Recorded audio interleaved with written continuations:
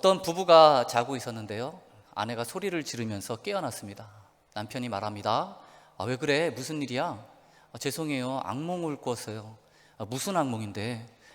눈물의 여왕에 나오는 김수현하고 당신이 나를 차지하려고 싸우는 꿈이었어요. 그래? 그런데 왜 그게 악몽이야? 당신이 이겼거든요. 드라마에 너무 몰입한 나머지 꿈에서도 김수현 씨가 나온 것 같습니다. 제 아내도 요즘 눈물의 여왕이라는 드라마를 보는데요, 드라마를 보는 건지 김수현 씨를 보는 건지 잘 모르겠습니다. 세상 이야기도 그렇고 성경 이야기도 그렇고 사랑은 많이 등장하는 것 같습니다. 오늘은 그 사랑 이야기를 좀 여러분들과 함께 하기를 원하는데요, 오늘 말씀을 다시 한번 살펴보면 에베소서 4장 2절 3절 말씀에 모든 겸손과 온유로 하고 오래 참음으로 사랑 가운데서 서로 용납하고 평안에 매는 줄로 성령이 하나 되게 하신 것을 힘써 지키라. 그리고 에베소서 4장 15절 말씀에도 오직 사랑 안에서 참된 것을 하여 범사에 그에게까지 자랄지라. 그는 머리니 곧 그리스도라. 그 몸을 자라게 하며 사랑 안에서 스스로 세우느니라. 교회는 하나됨을 힘써 지켜야 하는데요, 그 방법으로 사도 바울이 제시한 것이 바로 사랑입니다. 사랑 가운데서 하나 되게 하신 것을 힘써 지키는 것이죠. 그리스도의 몸 교회는 생명체로 성장을 하는데요, 사랑 안에서 성장하는 겁니다. 저기 빨간색 박스에 있는 단어들은 모두 헬라어로 같은 단어들입니다. 엔 아가페, 영어로 in love, 사랑 안에서라는 뜻입니다. 우리 하나님은 우리 공동체 안에서 한 가족을 이루며 살아가도록 교회를 디자인하셨습니다. 진정한 신앙생활은 공동체 안에서 이루어지는 것입니다. 그래서 우리는 진정한 신앙생활이 무엇입니까? 라는 질문 앞에 개인의 영적 성장만을 생각할 것이 아니라 늘 공동체를 염두에 두어야 하는 것입니다. 교회는 하나됨을 위해 존재합니다. 따라서 하나됨을 이룰 수 있는 사랑은 반드시 필요한 것이죠. 저는 지금 이 교회다움이라는 설교를 통해서 성경에서 말하는 진짜 교회는 무엇인지, 진정한 신앙생활은 무엇인지 여러분들과 함께 나누고 있습니다. 사랑으로 하나 되는 교회? 또 그 이야기군, 많이 들었어. 이렇게 교회에서 늘 하는 진부한 이야기로 생각하지 마시고 한번 오늘은 진지하게 고민해 봤으면 좋겠습니다. 진짜 신앙생활이 뭔지, 내 인생은 지금 올바른 방향으로 가고 있는지, 아니면 나는 그동안 어떤 틀 안에 갇혀 있지는 않았는지 한번 생각해 보는 시간이 되었으면 좋겠습니다. 제가 후임 담임 목사로 결정이 되고 변화에 도전하라 라는 설교를 한 후에 지금 두 번째로 교회다움 설교를 하고 있는 중인데요, 제가 교회론에 대해서 설교를 하는 이유가 있습니다. 한 교회의 담임 목사가 어떤 교회론을 갖고 있느냐는 그 교회에 있어서 너무나 중요한 문제이기 때문에 그렇습니다. 담임 목사의 목회 비전이 무엇이냐에 따라 그 교회의 색깔이 결정되고 성도들이 나아가야 될 방향이 결정되기 때문에 그렇습니다. 그래서 여러분들은 제가 갖고 있는 교회론에 대해서 함께 생각하고 고민하고 그 방향을 함께 설정하기를 원하는 마음에서 제가 교회론 설교를 하는 것입니다. 같이 고민해 보자는 것이죠. 나는 그동안 어떤 틀 속에 갇혀 있지는 않았는지, 그리고 다시 한번 성경을 펼쳐서 성경 안에서 말하는 진짜 교회의 모습은 무엇인지 생각해 보자는 것입니다. 그 다음에는 어떻게 해야 될까요? 일어나라, 함께 가자. 함께 가는 것입니다. 우리가 함께 일어나서 함께 그 방향으로 나아가는 것입니다. 제가 총 16번의 설교를 할 터인데요, 오늘이 벌써 10번째 설교입니다. 혹시 교회에 빠지셔서 듣지 못한 부분이 있다면 여러분 꼭 들으시기 바랍니다. 요즘 세상이 많이 좋아졌죠. 여러분들은 지금 다시 보기가 가능한 시대에 살고 계십니다. 유튜브에 들어가시면 지난 설교들이 있으니 설교가 이어져서 숙지해야 되므로 빼먹은 부분은 꼭 들어주시기 바랍니다. 생방송 영상을 나중에 또 편집해서 설교 부분만 따로 올리죠. 이건 교회에서 하는 아주 과도한 친절입니다. 설교 부분을 찾아서 듣는 그 수고까지도 덜어주는, 그냥 바로 들을 수 있도록 해드리는 것이죠. 거의 숟가락으로 그냥 여러분 입 앞에 이렇게 그냥 여러분이 앞 하고 그냥 먹기만 하면 될 수 있도록 너무 편한 시대에 우리가 지금 살고 있습니다. 그동안 한 것들을 조금 정리해 드리도록 하겠습니다. 교회는 건물이 아니라 거듭난 성도들이 교회입니다. 교회는 예수 믿는 사람들이 교회입니다. 여기에는 두 가지의 개념이 있는데요. 하나는 우주적 교회입니다. 지금까지 살았던 모든 거듭난 성도들이 다 교회입니다. 우주적 교회, 모든 믿는 자들이 포함된 개념이지요. 다른 하나는 지역교회, 로컬 처치입니다. 구원받은 성도들이 특정 지역으로 거점으로 모인 성도들, 쉽게 얘기하면 이 성광교회가 또 교회입니다. 저는 이 두 개념이 모두 중요하다라고 말씀을 드렸습니다. 이 두 개념은 함께 가야 됩니다. 극단주의는 좋지 않습니다. 양극단을 조심해야 되는데요. 우주적 교회만 강조하는 교회들이 있습니다. 우주적 교회만 고집하면 교회가 보편주의나 값싼 은혜를 지향하게 되어 있습니다. 기독교 안에도 에큐메니컬 운동을 하시는 분들이 계시는데요. 일종의 교회 통합 운동입니다. 그럴싸해 보이지만 아주 위험한 운동입니다. WCC라는 단체도 여기에 속해 있는데요. 이단까지는 아니지만 너무 극단주의, 좀 문제가 많은 단체입니다. 저희 교회는 절대로 WCC에 가입하지 않을 겁니다. 또 로컬 처치, 지역 교회만 고집하는 것도 위험한데요. 교회가 파벌주의나 율법주의에 빠질 수가 있습니다. 그래서 우리는 이 두 가지를 항상 같이 생각하고 함께 그 개념을 갖고 교회론을 정립을 해야 됩니다. 교회다움이라는 주제로 교회의 존재 목적에 대해 설교를 하고 있는데요. 저희 목회 비전 안에서는 이 순서가, 지금 설교라는 이 순서가 사실은 중요도의 순서입니다. 그래, 중요한 것을 지금 먼저 하고 있다라고 여러분들이 이해하셔도 좋을 것 같습니다. 제가 첫 번째로 이야기한 것은 교회의 존재 목적은 예수를 위해 존재한다 이야기했습니다. 이 존재 목적 또한 우주적 교회와 지역 교회 두 측면을 모두 생각하면서 우리가 이 말씀을 접해야 되는데요. 만약에 우주적 교회로 적용을 하며 예수를 위해 존재하는 교회를 생각을 한다면 삶으로 드리는 영적 예배가 될 수도 있겠지요. 만약에 지역 교회로 예수를 위해 존재하는 교회를 생각한다면 지금 이 성광교회에서 드리는 이 예배를 생각할 수 있을 것입니다. 예수님을 위해 우리가 함께 예배하며 나아가는 것입니다. 모두 중요하지만 우주적 교회 측면이 많이 강조된 그러한 존재 목적이었습니다. 두 번째 교회의 존재 목적은 거룩을 위해 존재하는 것이죠. 이 또한 두 측면을 다 강조하고 있습니다. 내가 그리스도인으로서, 우주적 교회의 한 성도로서, 그리스도인으로서 말씀으로 거룩해지는 것이죠. 또한 그 거룩해진다는 것은 세상을 향해 사랑을 실천하고 사랑을 보이는 것으로 거룩해지는 것을 이야기했었습니다. 또한 내가 성광교회 성도로서 이 안에서 하나님의 말씀을 들으며 또 양육받는 것으로 거룩을 추구할 수도 있다는 겁니다. 오른쪽으로 조금 이동했지만 그래도 이 우주적 교회의 측면이 많이 강조된 존재 목적입니다. 세 번째 교회의 존재 목적은 하나됨입니다. 하나됨 또한 우주적 교회와 지역 교회 두 측면을 다 강조하고 있지만 모두 생각하고 적용해야 되지만 이번에는 특별히 지역 교회에 많이 치중되어 있는 존재 목적입니다.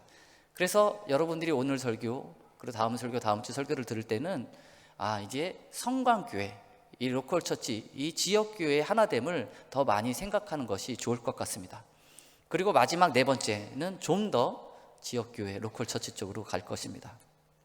지금 이 설교의 흐름을 여러분들에게 이해시키기 위해서 설명을 해드렸습니다. 성경은 교회를 그리스도의 몸으로 표현하고 있습니다. 우리의 정체성을 보여주고 있는 것인데요. 그것은 교회가 어떤 조직이 아니라 살아있는 영적 실체라는 것을 우리에게 가르쳐주고 있는 것입니다. 지난 시간에 말씀드린 것인데요. 그리스도의 몸으로서 교회는 예수님을 통해서 연합된 서로 다른 사람들이 모여 조화를 이루는 공동체입니다 라고 지난 시간에 이야기했죠. 여기 세 가지 교회의 특징이 있습니다. 예수님을 통해 연합된 서로 다른 사람들이 모여 조화를 이루는 공동체, 연합, 다양성, 조화입니다. 그리고 이 세 가지 특징으로 교회로서 우리가 해야 할 일들이 있는데요. 첫 번째 특징, 연합을 통해 우리가 해야 할 일, 그것이 바로 오늘 설교의 내용인데, 모든 성도는 머리이신 예수님과 한 몸을 이루면서 예수님으로부터 온 힘과 지혜와 교훈 등 그 영적 자원들을 공급을 받습니다. 그리고 이 연합의 기초는 한 성령 안에서 한 몸이 되었다라는 사실이죠. 또한 연합을 위해 우리가 지향할 것은 바로 서로 사랑하는 것입니다. 그래서 연합, 사랑으로 하나 되는 교회입니다. 두 번째 특징은 다양성인데요. 그리스도의 몸은 각기 다른 은사와 기능을 가진 지체들로 구성이 되어 있습니다. 성도인 우리는 자신의 은사를 잘 활용하여 또 다르게 창조되었다는 것을 인식하여 적극적으로 교회에 봉사하며 나아가야 되는 것입니다. 주님, use me, 나를 사용해 주소서라는 기도 제목으로 나아가야 되는 것이죠. 세 번째 특징은 조화입니다. 그리스도의 몸이 건강하려면 다양성을 가진 각 지체들이 서로 조화를 이루어야 합니다. 관계적 선을 이루어야 하지요. 이 세 가지 특징은 교회에 대한 어떤 이상적 개념이 아닙니다. 그리스도의 몸이라면 반드시 나타나는 현실적 개념이지요. 그래서 저는 앞으로 하나됨을 위해 존재하는 교회에 대해서 세 가지로 나누어 설교할 터인데요. 이러한 제목으로 설교를 할 것입니다. 연합, 사랑으로 하나 되는 교회, 다양성, 봉사로 하나 되는 교회, 조화, 선으로 하나 되는 교회. 설교 제목까지 미리 여러분들에게 알려드렸습니다. 커밍 순. 먼저 기억할 것은 우리가 사랑 때문에 하나 될 수 있었다라는 사실을 먼저 기억해야 됩니다. 누구 때문에요? 예수님 때문에. 예수님의 사랑으로 우리는 하나가 될 수 있었던 것이죠. 에베소서 5장 25절 말씀에 남편들아 아내 사랑하기를 그리스도께서 교회를 사랑하시고 그 교회를 위하여 자신을 주신 같이 하라. 여기서 자신을 주심이 뭐예요? 십자가 사건입니다. 예수님께서 우리 죄를 대신해서 십자가에 달려 죽으셨어요. 그런데 그 이유가 뭐예요? 사랑입니다. 교회를 사랑하시고, 예수님은 우리를 사랑하셨기 때문에 자신을 주셨던 거예요. 그런데 그 사랑의 정도가 어느 정도인지 에베소서 5장 29절 말씀에 누구든지 언제나 자기 육체를 미워하지 않고 오직 양육하여 보호하기를 그리스도께서 교회에게 함과 같이 하나니, 누구든지 자기 육체를 미워하지 않죠. 그렇게 자기 육체를 생각하듯이 교회를 사랑하셨다라고 이야기합니다. 여러분, 음식물 쓰레기를 버릴 때 어떻게 버립니까? 이게 품 안에 이렇게 안고 버리십니까? 아니죠. 이렇게 손끝으로 더러워 하면서 버립니다. 왜 그럴까요? 자기 육체를 아끼기 때문에 그런 겁니다. 대부분 사람들은 자기의 육체를 양육합니다. 그래서 열심히 운동하지요. 대부분 사람들은 자기 육체를 보호합니다. 그래서 아프면 병원에 가는 것입니다. 예수님은 그만큼 교회를 사랑하셨다는 겁니다. 그리고 그만큼 교회를 보호하고 계십니다. 그런 예수님의 사랑으로 우리가 하나가 되었습니다. 그런데요, 예수님의 사랑만이 아닙니다. 성부 하나님의 사랑도 있습니다. 요한복음 17장 24절 26절 말씀에 아버지께서 창세전부터 나를 사랑하심으로 내게 주신 나의 영광을 그들로 보게 하시기를 원하옵나이다. 내가 아버지의 이름을 그들에게 알게 하였고 또 알게 하리니 이는 나를 사랑하신 사랑이 그들 안에 있고 나도 그들 안에 있게 하려 함이니이다. 예수님의 기도문이에요. 예수님이 우리를 위해서 기도하고 계시는 중입니다. 우리가 온전하게 해달라고 기도하고 계세요. 우리가 하나 되게 해달라고 예수님이 기도하고 계세요. 그런데요, 그 기도문 안에 어떤 내용이 있냐면, 내가 창세전부터 하나님의 사랑을 알고 있지 않았습니까? 내가 그 영광 가운데 있지 않았습니까? 그것을 그들로 보게 하시기를 원하옵나이다. 교회가, 성도들이, 하나님의 자녀들이 그 하나님의 사랑을 보기를 원합니다. 그런데 그 사랑이 지금 어디에 있어요? 우리 안에 있어요. 사랑이 그들 안에 있고 우리 안에, 즉 교회 안에 하나님의 사랑이 있다라는 것입니다. 우리가 소망하는 하나님의 나라는 이런 곳입니다. 세상 사람들은 천국, 하나님의 나라 하면 조금 쾌락적이고 편하고 안전한 그런 곳을 상상할 때가 많이 있는데요, 우리가 소망하는 하나님의 나라는 창세전부터 나를 사랑하시는 하나님, 그 하나님이 계신 곳, 나를 언제나 보호하시고 나와 함께 하기를 원하시는 그 하나님, 그분이 계신 곳, 그곳이 천국입니다. 그런 하나님이 계시기 때문에 천국인 거예요. 그게 천국의 올바른 의미입니다. 예수님께서 십자가에서 죽으시면서 원하셨던 것도 이런 거예요. 창세전부터 존재했던 그 하나님의 사랑을, 그 영광을 모든 사람들이, 성도들이, 하나님의 자녀들이 보기를 원합니다. 나를 사랑하신 사랑이 그들 안에 있고, 그 사랑이 또한 우리 안에 있어서 우리가 서로 사랑하는 것, 그것을 예수님께서 원하시고 소망하셨던 것이죠. 그래서 서로 사랑하는 곳이 하나님의 나라 천국인 것입니다. 나중에 완성된 천국은 그 사랑이 완성되는 것입니다. 그래서 지금 우리가 서로 사랑한다면, 우리가 이 교회의 지체로서, 교회 성도들로서 서로 사랑하면서 하나됨을 이룬다면 하나님의 나라를 맛볼 수가 있는 것입니다. 미리 경험할 수가 있는 것이죠. 내가 개인적으로 배부르고 편안하게 지낼 수 있는 것이 천국의 올바른 의미가 아닙니다. 하나님의 사랑이 창세전부터 존재했었고, 그 사랑의 관계 속으로 하나님의 백성을 집어넣으신 거예요. 이방인과 유대인들이 하나됨으로 집어넣으신 것입니다. 그래서 완성되는 곳이 천국, 하나님의 나라입니다. 우리가 할 일은 서로 사랑하며 하나됨을 이루는 것이에요. 그렇게 우리는 하나님 나라의 삶을 현재 여기서 맛보며 경험하며 살아갈 수가 있는 것입니다. 그것이 교회를 향한 하나님의 뜻입니다. 우리가 할 일은 무엇일까요? 옆에 앉아 계신 분이 여러분들에게 어떤 의미가 있습니까? 지금 옆에 여러분 앉아 계신 분 한번 이렇게 흘끗 한번 누가 이렇게 살짝 이렇게, 누구예요? 그분이 도대체 누구입니까? 아주 간단합니다. 사랑하기 위해 있는 것입니다. 여러분들의 사랑의 대상들이에요. 그래서 우리는 하나님께서 나를 위해 내가 사랑하라고 이 옆에 있는 분을 나에게 보내셨구나, 그렇게 그냥 쉽게 생각하시면 되는 겁니다. 그런데 또 여기서 우리가 알아야 할 것이 있어요. 사랑은 세상에서도 강조하는 덕목 중에 하나예요. 눈물의 여왕에서도 사랑 이야기를 합니다. 성경적 사랑이 무엇인지 그래서 우리는 알 필요가 있죠.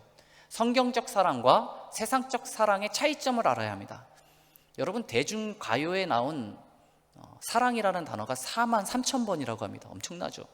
세상 사람들도 사랑을 노래합니다. 사랑이란 왠지 모른 척해도 관심 있는 게 사랑이야, 이렇게 노래. 그대 믿을 수 없어 애타는 마음이 사랑이야. 사랑을 노래합니다. 그런데요, 이것을 비교해서 한번 보면 세상적 사랑은 주로 감정, 느낌에 기반합니다. 성경적인 사랑은 우리를 향한 하나님의 사랑에 기초를 둡니다. 세상적인 사랑은 누군가를 향한 나의 관심과 애정이지요. 나의 빈 공간을 채워주는 것입니다. 드라마를 보세요. 내 안에 너 있다 그러잖아요. 대부분의 사랑이 이렇게 느낌과 감정을 기초하고 있습니다. 오늘날 세상의 수많은 오빠들이 말을 합니다. 사랑한다고. 그럼 우리 순수한 여성들은 생각을 하죠. 그 사랑이 진짜일까 가짜일까? 그 사랑이 진짜인지 가짜인지 저는 잘 모릅니다. 하지만 확실하게 말씀해 드릴 것은 있는데요, 그 사랑이 진짜라도 금방 변질될 수 있습니다. 왜요? 세상적 사랑은 늘 느낌과 감정에 기초를 두고 있기 때문에 그렇습니다. 하지만 성경적인 사랑은 그렇지 않습니다. 성경적인 사랑은 감정이나 다른 사람들의 행동에 기초하지 않습니다. 성경적인 사랑의 그 근거의 힘은 우리를 향한 하나님의 사랑입니다. 성경적인 사랑은 예수님이 십자가에서 나를 위해 행하신 일에 기초를 두고 있습니다. 나의 느낌이나 다른 사람이 나를 대하는 방식에서 그 사랑을 찾지 않습니다. 아무 상관이 없습니다. 그렇지 않아도 우리는 사랑합니다. 그래서 성경적 사랑은 다른 말로 그럼에도 불구하고식 사랑입니다. 또 세상적인 사랑은 어떤 특정한 사람들의 하나입니다. 연인, 가까운 친구, 가족들이겠죠. 하지만 성경적인 사랑은 그 범위가 친구에서 원수까지 한계가 없는 사랑입니다. 결국 세상적인 사랑은 나에 대한 모든 것입니다. All about me. 성경적인 사랑은 내 주위에 있는 모든 사람들에 대한 것입니다. About those around me. 마지막으로 세상적인 사랑은 일반적으로 자기중심적입니다. 성경적인 사랑은 타인 중심적이며 희생적입니다. 물론 세상적인 사랑도 희생적인 경우가 있습니다. 부모님의 사랑이 그런 경우이죠. 하지만 자기 중심성이 전혀 없느냐? 그렇지 않습니다. 자식을 위해 희생하지만 그 희생한 것에 대한 보상 심리가 은근히 숨어 있죠. 하지만 성경적인 사랑은 결코 자기 자신에 대한 것이 아닙니다. 깊은 헌신에 기초한 이타적 사랑입니다. 항상 타인 중심적이며 무엇이 상대방에게 최선의 이익인지만을 생각을 합니다. 어떻게 그를 잘 섬길 수 있을지를 생각하는 것이 성경적 사랑이죠. 우리가 사랑으로 연합을 할 때 기억할 것은 이렇게 성경적 사랑으로 해야 한다는 것입니다. 어떻게 사랑을 실천할 수 있을까요? 사랑하는 사람에게 주어야 할 것은 그 사람이 원하는 것이 아니라 그 사람이 필요로 하는 것입니다. 그래서 참된 사랑은 늘 진리를 수반합니다. 사랑하는 사람의 죄와 맞서기를 두려워한다? 그 사람이 잘못된 길을 가는데 내가 사랑한다는 이유로 가만히 덮는다? 이것은 잘못된 사랑입니다. 그냥 이기적인 욕망이죠. 그럼 또는 사랑하는 사람의 마음을 잃을까봐, 저 사람이 나를 떠날까봐 그 사람의 잘못된 것을 그냥 덮어둔다? 올바른 것을 행치 못하는 결과를 낳는다? 그것 또한 성경적 사랑이 아닙니다. 영적으로 해석하면 그런 사랑은 그 사람이 우상 숭배가 될 수가 있습니다. 그래서 조심하십시오. 자녀를 사랑할 수도 있지만 자녀가 우상 숭배가 될 수도 있는 것입니다. 옛날에 했던 만화책에도 있고 영화도 있었는데 공포의 외인구단 있었죠. 그때 까치가 엄지에게 이런 말 합니다. 난 네가 기뻐하는 일이라면 뭐든지 할 수 있어. 너무 멋진 말이죠. 이런 거 아닙니다. 성경적인 사랑은. 까치의 엄지가 하나님인 거죠. 우상 숭배가 될 수가 있습니다. 요즘 여자들도 마찬가지입니다. 자기는 내 거야 막 그러면서 막 깜찍한 애교를 부리면서, 그때는 깜찍하게 보일지 모르지만 이 말이 나중에 여러분들의 목을 조를 수도 있습니다. 조심하십시오. 세상적 사랑은 다 그렇게 되는 겁니다. 세상적 사랑은 결국 자기 자신에 대한 것이고, 하나님의 사랑은 항상 다른 사람에 대한 깊은 헌신에 기초하고 있습니다. 이러한 사랑이 우리 교회 공동체 안에서도 필요하다는 것이죠. 하나님은 교회를 원하시고 우리가 가족이 되도록 만드셨습니다. 하나됨은 우리를 향한 하나님의 목적입니다. 우리가 교회 지체로서 서로 사랑하는 것은 매우 중요한 문제입니다. 왜냐하면 하나님이 사랑이시기 때문에 그렇습니다. 우리가 서로 사랑하지 않으면 우리가 예배하고 경배하는 그 하나님을 알 수가 없는 것입니다. 왜냐하면 하나님이 사랑이시기 때문에 그렇습니다. 인간이 갖고 있는 것 중에 하나가 외로움이죠. 외로움이 있기 때문에 사랑 또한 추구하는 것입니다. 내 안에 빈 공간을 채워줄 그 누군가를 찾는 것이죠. 결국 자기 중심적 사랑입니다. 그런데요, 우리 하나님도 외로우실까요? 아니요. 하나님은 외로움이 없으신 분입니다. 왜냐하면 하나님은 존재 자체가 관계적 존재이기 때문에 그렇습니다. 하나님은 존재론적으로 외로울 수가 없어요. 하나님은 한 분이세요. 그래서 유일신이시죠. 하지만 유일신 하나님은 삼위일체로 존재합니다. 성부 하나님, 성자 하나님, 성령 하나님, 한 분 하나님 안에서 상호 관계가 존재한다는 거예요. 그리고 그 관계 안에는 사랑이 있어요. 성경은 하나님은 사랑이 필요하기 때문에 사랑을 갖고 계신 분이다라고 말하지 않아요. 성경은 존재론적으로 하나님이 사랑이라고 말하고 있습니다. 사랑은 하나님의 성품을 잘 설명할 수 있는 본질이에요. 삼위일체의 교제 속에 완전한 사랑이 있는 것입니다. 그냥 영원 전부터, 창세 전부터 있는 것이에요. 하나님의 것이에요. 하나님은 사람을 만드실 때 내가 너무 외로워서 사랑이 필요해서 그 사랑을 받고 싶어서 사람을 만드신 것도 아닙니다. 하나님은 자신의 사랑을 드러내시기 위해, 나타내시기 위해 인간을 만드신 것이죠. 하나님은 이미 사랑이 충만하신 분이십니다. 기억할 것은 하나님이 이렇게 관계적 존재이며 우리는 이런 하나님의 형상을 따라 창조되었다는 것이죠. 우리도 하나님처럼 관계적 존재로 창조되었다는 것입니다. 하나님이 사랑이시듯이 우리 또한 하나님의 형상을 따라 서로 사랑하는 것이 마땅한 이유라는 것이죠. 그래서 혼자인 것은 안 좋은 것, 둘이 하나가 되는 것은 보시기에 심히 좋았더라, 좋은 것입니다. 우리가 알아야 할 것은 하나님의 무한하고 영원하신 그 사랑이 지금 우리 가운데, 이 교회 가운데 존재한다는 것입니다. 하나님의 은혜로 말이죠. 십자가의 보혈로 말이죠. 그 사랑이 지금 우리 가운데 있다는 겁니다. 그리고 우리에게 이렇게 말씀하고 계세요. 요한복음 13장 34절 35절에 새 계명을 너희에게 주노니 서로 사랑하라. 내가 너희를 사랑한 것 같이 너희도 서로 사랑하라. 너희가 서로 사랑하면 이로써 모든 사람이 너희가 내 제자인 줄 알리라. 예수님은 우리에게 우리가 세상 사람들을 사랑하면 모든 사람이 우리를 예수님의 제자로 안다라고 말씀하지 않으세요. 교회 안에서 성도인 우리가 서로 사랑하면 사람들이 우리가 예수님의 제자인 줄 알게 된다라고 말씀하세요. 왜 이렇게 말씀하실까요? 그것이 바로 교회이기 때문에 그렇습니다. 그것이 교회이기 때문에 그래요. 교회란 예수님의 사랑을 알고 그 사랑으로 서로 사랑하는 사람들의 모임입니다.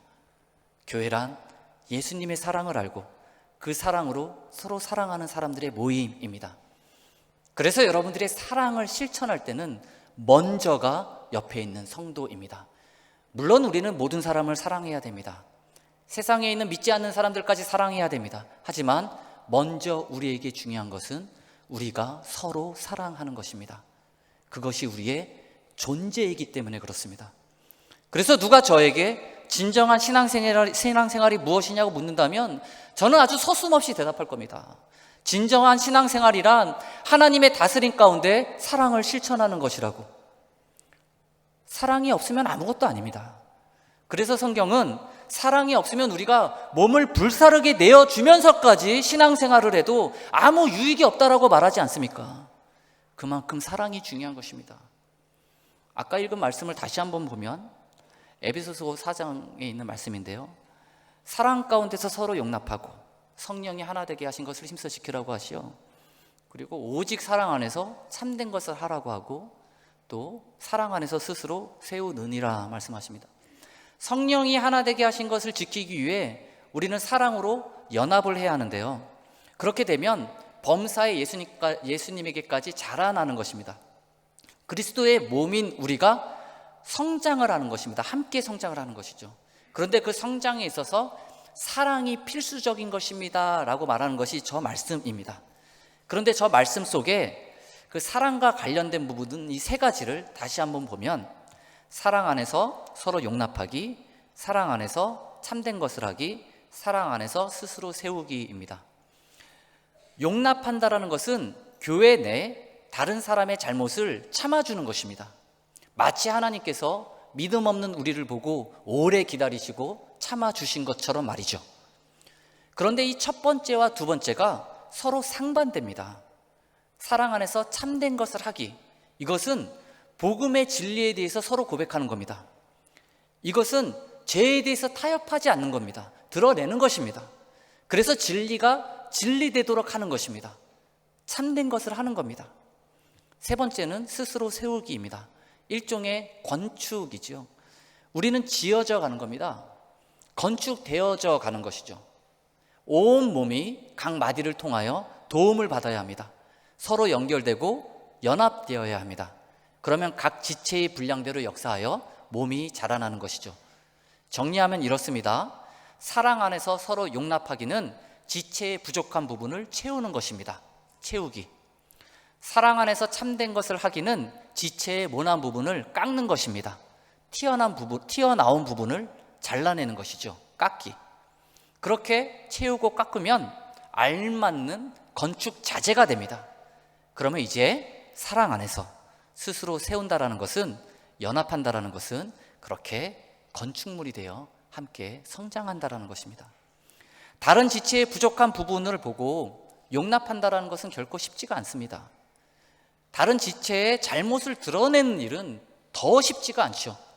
하지만 이러한 일들이 바로 교회 공동체 안에서 이루어지고 다루어져야만 되는 일들이라는 것입니다. 중요한 것은 이 모든 일들이 반드시 사랑 안에서 해야 한다는 겁니다. 사랑이 필요합니다.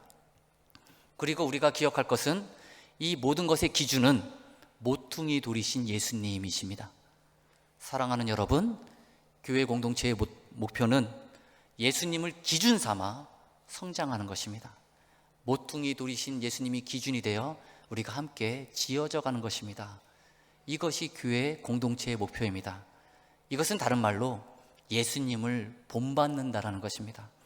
예수님을 본받아 장성한 분량까지 나아가는 것이죠. 모퉁이돌 예수님을 기준 삼으면 결국 이 말이 예수님을 본받아 우리가 사랑으로 연합한다라는 의미도 되는 것입니다.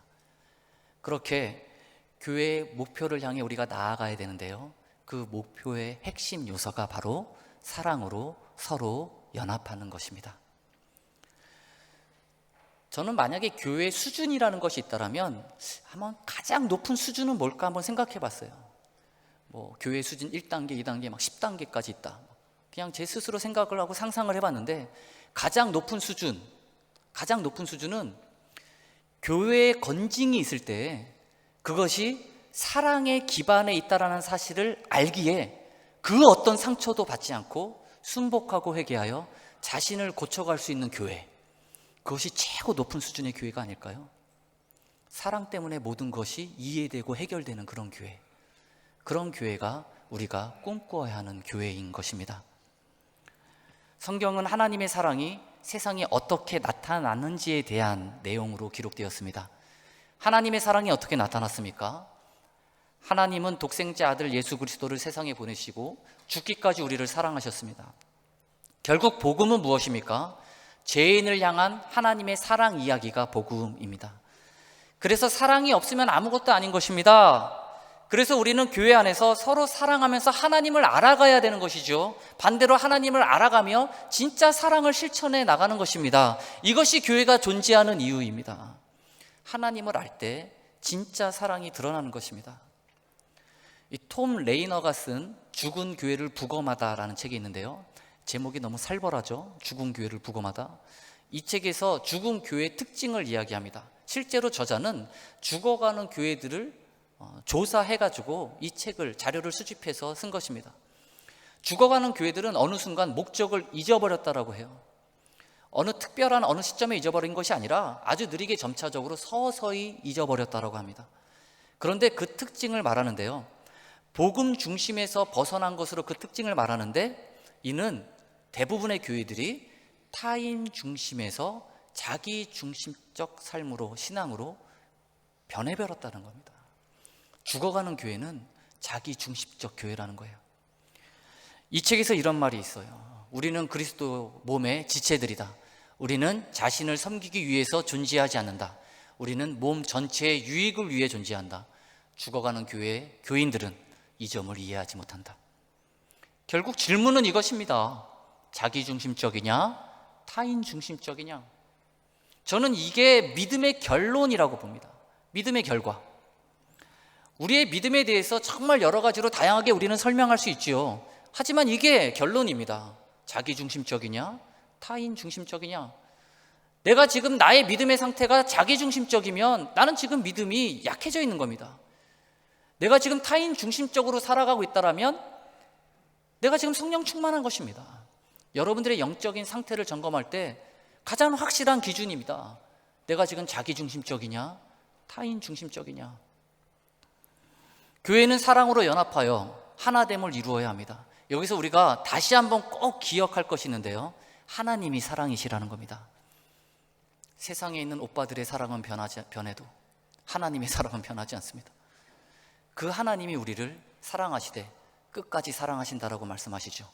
그 사랑을 우리가 알아야 되는 겁니다. 왜냐하면 우리는 서로 사랑할 수 있는 능력이 우리 가운데 없기 때문에 그렇죠.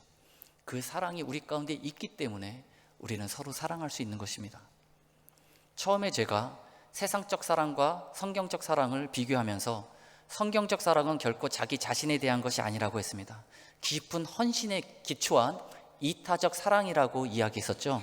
항상 타인 중심적이며 무엇이 상대의 방에게 최선인지, 최선의 이익인지 생각하는 것이 성경적 사랑입니다. 어떻게 그를 잘 섬길 수 있을지를 생각하는 것이 성경적 사랑입니다. 그런데요, 이 사랑이 바로 하나님이 우리에게 보여주신 사랑입니다. 하나님이 우리를 그렇게 사랑하셨습니다. 우리는 부족해서 서로 사랑할 수 없지만 하나님의 사랑이 우리 가운데 있기에 우리는 사랑할 수가 있는 것입니다. 시편 147편 4절에 보면 하나님은 별들의 수를 세시며 이름을 붙이셨다고 합니다. 하늘에 있는 별들의 수를 세시며 이름을 붙이셨대. 너무 수사학적인 멋진 표현이죠. 여기서의 별은 하나님의 자녀들을 상징합니다. 이름을 붙이셨다는 것은 존재에 대한 의미를 부여하셨다는 거예요. 하나님은 여러분 한 명 한 명에게 존재의 의미를 부여하셨어요. 왜요? 여러분들을 너무 사랑하시기 때문에. 그래서 우리는 삶의 의미가 있는 것입니다. 그래서 우리는 삶의 목적이 있는 것이고요. 그래서 우리는 하나님이 주신 소명과 사명이 있는 것입니다. 우리는 밤하늘의 별들을 보며 아름답다라고 느끼죠. 우리 하나님도 우리를 보며 그렇게 느끼지 않을까요? 이 시간 나를 사랑하시는 그 하나님 바라보며 찬양하기 원하는데요, 시편 147편에 계속해서 보면 그가 구름으로 하늘을 덮으시며 땅을 위하여 비를 준비하셨다라고 해요. 이스라엘 백성들이 광야에 있을 때 하나님은 구름을 통해 임재하셨습니다. 하나님의 다스림이 있다라는 것이죠. 하나님의 다스림이 구름 가운데 있다라는 겁니다. 그런데 광야는 너무나 뜨겁고 살기 어려운 곳이죠. 그런 우리를 위해 하나님이 비를 준비하시니 비를 준비하신다라고 말씀하십니다. 메마르고 갈급한 우리 영혼에 하나님의 은혜의 비를 주시겠다라는 말씀입니다. 그렇게 하나님은 우리를 챙기시고 사랑하십니다. 마치 자기 육체를 챙기시듯이. 그런 사랑, 그러한 세밀한 사랑이 지금도 우리 가운데 있습니다. 우리 하나님은 여러분들의 어려움을 그 누구보다도 잘 아십니다. 우리 하나님은 여러분들의 처지와 상황에 대해서 그 누구보다도 잘 아십니다. 지금도 그 하나님이 우리를 사랑하고 계시는데요, 그 사랑이 지금 우리 가운데 존재하고 있습니다. 그것은 내가 어떤 모습을 했던 간에 아무 조건 없이 사랑하시는 조건 없는 사랑이십니다. 그 하나님의 사랑은 무한하며 영원합니다. 그 사랑이 지금 여러분 가운데 있는데 그 사랑으로 서로 사랑하지 않으시렵니까? 우리 함께 찬양하겠습니다.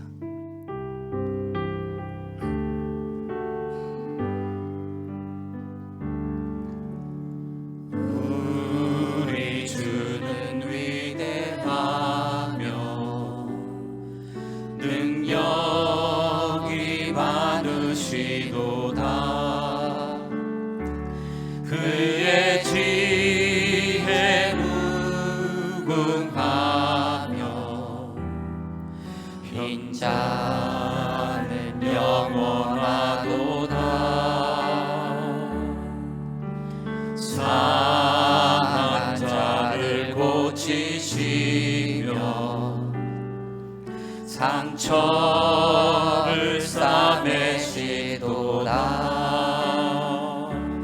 별들의 수를 세시며 이름을 붙이셨도다. 그가 구름으로 하늘을 덮으시며 땅을 위하여 비 준비하시니